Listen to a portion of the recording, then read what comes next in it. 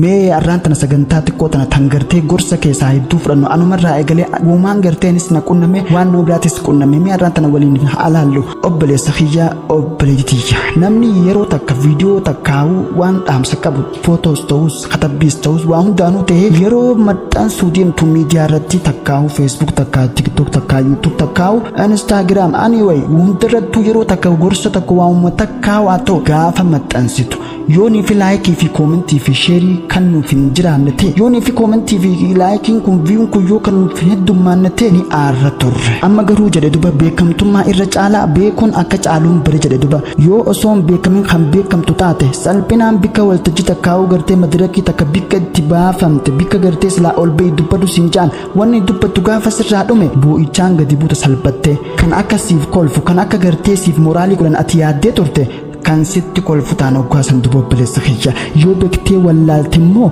bara tokko si qoratanii dhufu fakkeenyaaf amattiin takka tagartee dahabaa takkaa'u takka warqeedhaa tun yooni fi gartee lafa takka lafa hashawwaa takka irratti gaafa kan darbabtu ta'e takkaa'icha keessa yoo kan buute ta'e waa xiqqoo booda yeroo takka buuta takkaa'u waggaa takka buuta takkaa'u gartee baatuma takka buuta takkaa torbaan takka buuta biyyee jala jirtu sanirraa kaateetii gubbaratti ol baate obboleessa kiyya afaan keemistiriitiin ni beektaa molaakiloonni atoomii warqee kan biyyee caala waan walitti dhiyaatanii jiraniif jecha rukkinni biyyee rukina warqee quba sanaa caaluu waan danda'uuf haateeti gartee addaan qabdee achi keessaa ol baati jedhan duba qaroo namatti mul'ata akkanatti gizeenii fi gartee deemaa dhufte waan akkasitti billiqiju takka ifaan sitti dhaabbata aduun irratti dhaabbatti ifni sitti dhaabbataa akkasitti agarta anaa fi namni beekee beekamtummaa hin qabne kana wajjin tokko nutti fakkaata eegaa wanti ati gochuu qabdu inni guddaan osoo hin beekamin waan beekuu feetuuf jecha beekuu akka dandeessu of amansiisi sana gochuun siif salphaa akka taatetti ofitti himuu qabda obboleessa kiyya dandeettii qabdu dinqisiifadhu kaa yoo jabaattee kan hojjetu taate kan akka eenyuyyuu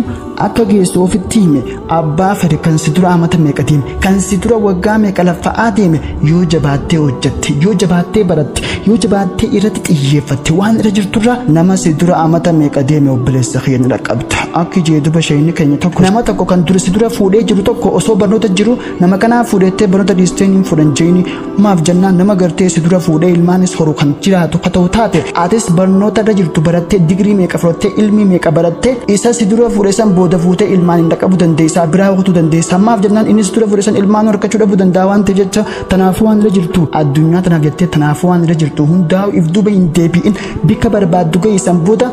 waan silaa barbaaddu argachuu dandeessa tanaaf obboleessa kiyya dandeettii qabdu dinqisiifadhu gufuuleen si mudatan akka sin jilbeeffachiifne ofitti hima obboleessa kiyya kun saayina keessoo keef waan murteessuudha duba ilaalcha gaarii pozitiif attiyuutii ofiif horadhotummaan ilaalcha gariin nuyi ofiif qabnu hamman ga'ee milkoomina keenyaaf gammachuu baay'ee nutti argachuu qabnu nuuf murteessa namni ilaalcha gaarii qabu bara isaatti gammadee riilaaks ta'ee jiraata jireenyi gaariin ilaalchi gaariin keessaa dhufa kanaafuu ati warqeedha of dinqisiifadhu anta misla dhahaba akka dhahaba qaaliidhaati dhahabni qaalii tanaaf qaalii ta'e amartii takka nagarre amartii daabaatiif amartii qarshii amartii kanumatti noormaalii jira kan amartii noormaalii gurguru yeroo hundaa'u bikka iddoo tokko osoo hin ta'in bikka yoo deemee gurgura amartiin daabaa iddoo beekamtu takka jirti garuu isiin qaaliidha tanaaf obboleessa kiyya ati akka nama qaalii sanitti ilaali of dinqisiifachuu alhamdulillah jedhe tanaaf obboleessa kiyya arraaf asumatti hin dhaaba eegaa hanga sagantaa birootii wal deemnutti wassalaamu alaikum warahmatullaahi wabarakaatuh